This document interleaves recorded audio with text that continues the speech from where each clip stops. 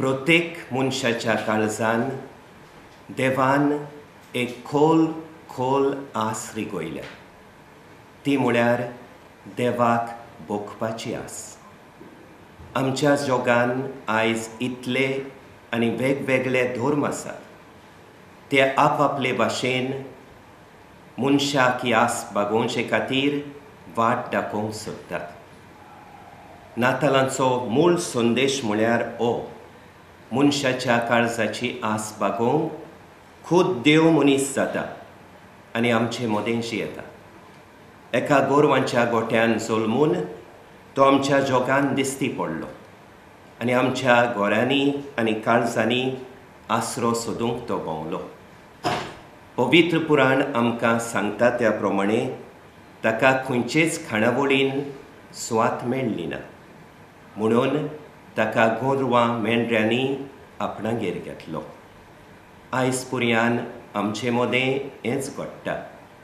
जे मेरेन आमी दुसऱ्या सोबें देवाचें रूप पळयना, मागीर तो आमच्याच कुटुंबांतलो जावं वो दुसऱ्या समाजीक वो धर्मीक समुदायाचो जावं, ते मेरेन देव आमच्या काळजांनी आनी गोराब्यांनी एक स्वात सोदीत भोंवतलो.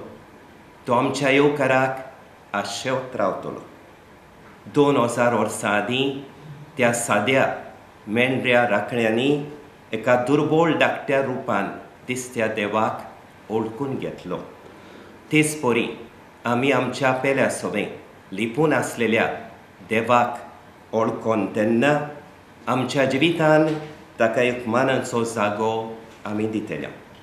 तेन्ना आमच्या जिवितान एक नवें फांतें उदेतलें, एक नवोच उजवाड फांगतलो आनी आमचे जिणेक एक नवोच रोंग येतलो.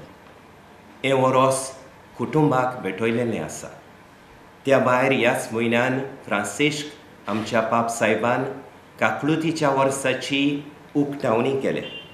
आमच्या कुटुंबांनी आनी शेजार समाऱ्या मदें आनी वेगवेगळ्या धर्मीक समुदाया मदें अदीक समजिकाय, काकूत आनी भोगसणें वचचें म्हूण खेरीतपणी मागुया आनी असल्या गुणांनी सुरंगायलेलो एक नवो समाज बांदूंक आमी सगळीं सांगातीं एकामेकाक हात दिवन वावरुया.